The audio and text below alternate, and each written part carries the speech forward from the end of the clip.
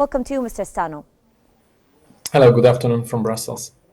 Thank you very much for joining us here on Qnews. Now, sir, how do you view the developments in southern Lebanon, especially following the killing of Lebanese army soldiers? The European Union, that means 27 member states of the European Union, are gravely concerned by what we are seeing happening in Lebanon, and not only in the southern Lebanon, as you said, also in Beirut, because we are seeing the Israeli forces targeting densely populated areas in Beirut, claiming also so-called collateral damage, namely civilians. And of course, the developments in the south are very concerning. And the European Union is strongly pushing for immediate ceasefire. That was the call from the extraordinary meeting of the foreign ministers of the EU member states on Monday. And we are urging everyone to de-escalate because there cannot be military solution to this. And the further escalation of this confrontation will make sure that civilians are paying the highest price. And we are calling, of course, on Hezbollah to stop shooting the rockets against Israel, because this was actually the precursor to all the Israeli actions against targets in southern Lebanon and in Beirut. Mr. Stano, after the Israeli occupation launched violent airstrikes on the southern suburbs of Beirut without prior warning, has the occupation army begun a war of extermination against the Lebanese people, civilians, on par with the one against Gaza? And is the EU willing and able to exercise substantial pressure on Israel to end the bloodbath? Absolutely. We are very much involved and engaged in working with all the partners. That means with Israel, but also with the United States, with our Arab partners, the League of Arab States, to exercise pressure on everyone who is involved in this to stop it. And let's not forget, I mean, this latest escalation is just Everyone, sir, continuation. everyone includes the Israeli government? Of course, I mean, Israel is partner of the European Union, and we are very clear in our messaging. There were repeated calls from the side of the European Union last week already for an immediate ceasefire for 21 days. There was a statement by 27 member states. This is the strongest political message the EU can send, calling for ceasefire, for stopping the escalation of the conflict. But again, we cannot forget how this started. It started on the 8th of October last year when Hezbollah unilaterally started to shoot rockets into Israel. Of course, it does not justify the civilian deaths on the Lebanese side, but we need to see the Israeli reaction being triggered by the fire from the side of Hezbollah. And the rockets, they need to stop being shot from the Lebanese territory to the Israeli side. This conflict for 1 year displaced dozens and dozens of thousands of people on both sides, the Lebanese in the south of Lebanon and the Israelis in the north of Israel. And now what we are seeing, unfortunately, is very grave escalation, which makes us very concerned and which makes us doubling our efforts and our engagement internationally with partners, including with Israel, to make sure that this is stopped and that we start seeing not more escalation, but de-escalation. Mr. Stano, you just mentioned that this has just started a year ago on October 7th. Actually, I don't know if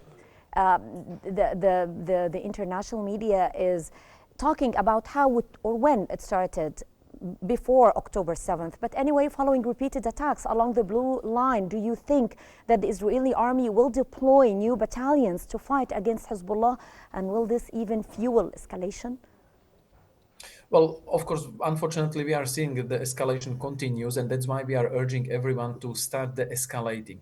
But the one basic condition to stop escalation is stop shooting rockets. Once Hezbollah stops firing rockets against targets in Israel, and the targets in Israel include not only Jewish people, they include Arabs, Druze, Christians as well. So once they stop firing rockets, then Israel will not be forced to retaliate in the way it retaliates, unfortunately, for many civilians in Lebanon. So we are calling on Hezbollah to stop firing rockets. We are calling on Israel to stick to the international humanitarian law, not to engage in military incursions on the Lebanese territory. And we are calling for a diplomatic solution because this needs to be solved diplomatically. But first, the firing needs to stop from both sides. Speaking of both sides, sir, in the past few hours, we witnessed repeated Israeli airstrikes on several areas in Syria, including the capital Damascus and other regions. With Israel intensifying strikes on Syria, where does the EU stand? The European Union is very much interested in seeing the escalation, and that's why we are working with our partners on all sides in the Arab region, in the United States, in the United Nations as well, to make sure that together we exercise enough pressure on everyone involved in this armed conflict to de-escalate, to back down.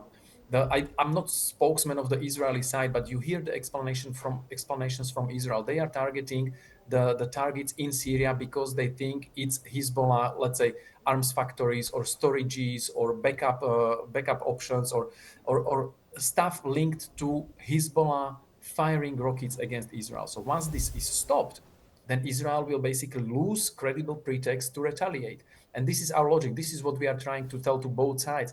De-escalate, because the ones paying the highest price are the civilians, the tens of thousands of people on both sides of the blue line of the border between Israel and Lebanon who are displaced. And unfortunately, on the Lebanese side, disproportionately high number of people who are paying also with their lives. I don't know, but what was happening in Gaza for the past years, no one was launching anything against Israel, but yet Israel continued to launch airstrikes on civilian districts, killing thousands and thousands of civilians, including children and women. How does the EU see that? The European Union keeps calling at the highest level by the voice of 27 member states and joining also the international community in the form of the United Nations Security Council resolution calling for immediate ceasefire and release of the hostages. Unfortunately, again, we have two sides of the story. Hamas, the terrorists from Hamas, are still keeping dozens of hostages somewhere underground in Gaza. And let's not forget, I mean, this was the start, the 7th of October, the terrorist attack against Israel and taking dozens of hostages to Gaza was the trigger for the Israeli campaign, which continues until today. And the hostages are not being released. So that's why we are calling for the immediate release of hostages and immediate ceasefire so that the humanitarian assistance can start flowing to those people who desperately need it, because the situation in Gaza is disastrous. This is a total disaster, humanitarian disaster, and that's why European Union is so much engaged, working also with Egypt.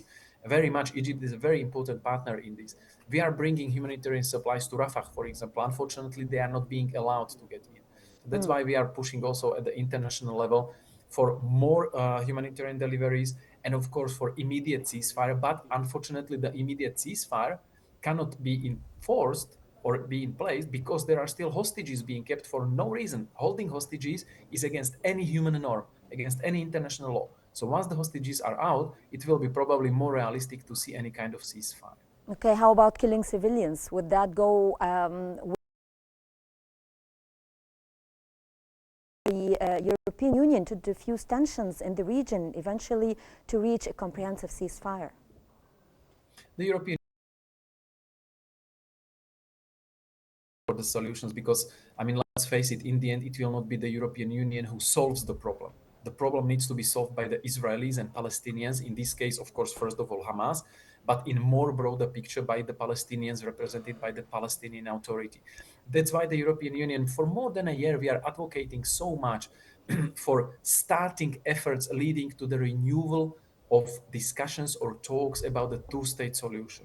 A few days ago, during the United Nations General Assembly, the European Union, together with Egypt, Jordan, Saudi Arabia, have launched another push of international community to make the two-state solution a reality. We created a global coalition to support the two-state solution. So this is what we are trying to create conditions so that finally we can see a proper solution being agreed between Israelis and Palestinians. Because unfortunately, what we are seeing in Gaza is just one very bloody episode in a very long-term problem, which has been there for decades, and that finally, I think everyone realizes needs to be solved in a sustainable way. And the only sustainable way is the two-state solution. So this is what we are working on together with partners like United States, Egypt, League of Arab States, Organization of Islamic Conference, and all the countries who are willing to work on this and finally try to contribute to solving this problem, which again can be only solved once the Israelis and Palestinians themselves sit down together and start the negotiations about the eventual peace deal. Well, thank you very much, Mr. Peter Stano, European Union spokesperson for Foreign Affairs and Security Policy.